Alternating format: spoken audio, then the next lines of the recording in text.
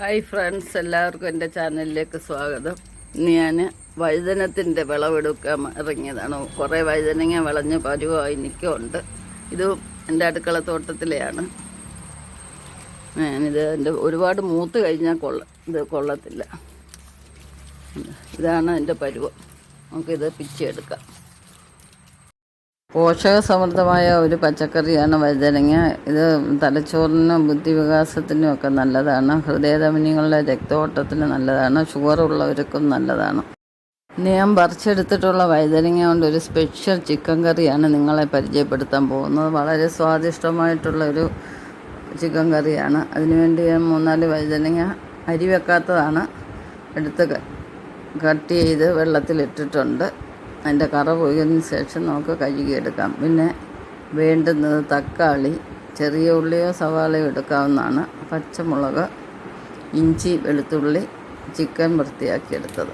നമുക്കിനി വീഡിയോയിലേക്ക് പോകാം. പാത്രം ചൂടായതിന് ശേഷം നമുക്ക് വെളിച്ചെണ്ണ ഒഴിക്കാം. ചേരുവകളെല്ലാം നന്നായിട്ട് വഴറ്റിയെടുക്കാം. വഴുതനങ്ങ നമുക്ക് അടുക്കളത്തോട്ടത്തിൽ തന്നെ കൃഷി ചെയ്തെടുക്കാവുന്നതാണ്. വലിയ പരിചരണയൊന്നും കൊടുക്കാതെ തന്നെ നന്നായിട്ട് കായ്കൾ പിടിച്ച് കിട്ടും. അടുക്കള വേസ്റ്റൊക്കെ നമുക്ക് വളമായിട്ട് ഉപയോഗിച്ചാൽ, കീടനാശിനിയൊന്നും ഉപയോഗിക്കാതെ നമുക്ക് നല്ല ശുദ്ധമായിട്ടുള്ള പച്ചക്കറി എല്ലാം ഒരുവിധം മരുന്നിട്ടുണ്ട്. നമുക്കിനി ഇതിലേക്ക് വഴുതനങ്ങ ഇട്ട് കൊടുക്കാം. ശരീരത്തിലെ കൊളസ്ട്രോൾ കുറയ്ക്കാനും വഴുതനങ്ങ ഉത്തമമാണ്.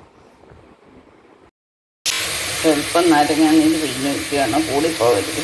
വഴുതനങ്ങയുടെ അരിയെല്ലാം കളഞ്ഞതിന് ശേഷം പാചകം ചെയ്യുന്നതാണ് നല്ലത്.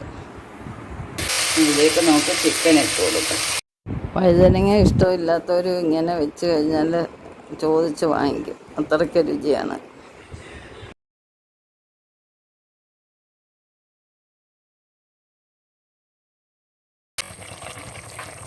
നമുക്ക് ചേരുവകൾ ചേർക്കാം. മല്ലിപ്പൊടി, മുളക് പൊടി, കുരുമുളക്, ഗരം മസാല, മഞ്ഞൾപ്പൊടി, സ്വല്പം ഉലുവാപ്പൊടി, സ്വല്പം കായപ്പൊടി, കുരുമുളക് പൊടി, ഇതെല്ലാം കൂടെ നമുക്ക് മുളക് പൊടി വളരെ കുറച്ചാണ് ഇട്ടേക്കുന്നത്. പച്ചമുളകാണ് എരിവിന് ആവശ്യമായിട്ടുള്ളത് ചേർത്തേക്കുന്നത്. നമുക്ക് കറിവേപ്പില ഇടാം. പ്രത്യേകം ശ്രദ്ധിക്കുക, നമ്മളിങ്ങനെ വഴറ്റിയെടുക്കുന്നതിന് നമ്മൾ പ്രത്യേകിച്ച് വെള്ളം ചേർക്കേണ്ട കാര്യമില്ല. ചിക്കനിൽ നിന്ന് തന്നെ വെള്ളം ഊറി വരുന്നുണ്ട്. ആ വെള്ളത്തിൽ കിടന്ന് വേവുന്നതായിരിക്കും ടേസ്റ്റ്. ഇനി നമുക്ക് മൂടി വെച്ച് സ്വല്പം നേരം വേവിക്കാം. നല്ലൊരു മണമൊക്കെ വരുന്നുണ്ട്. നമ്മുടെ ചിക്കൻ കറി റെഡി ആയിട്ടുണ്ട്. കണ്ടില്ലേ, നല്ലൊരു തിക്നെസ്സൊക്കെ ഉണ്ട് ഗ്രേവിക്ക്.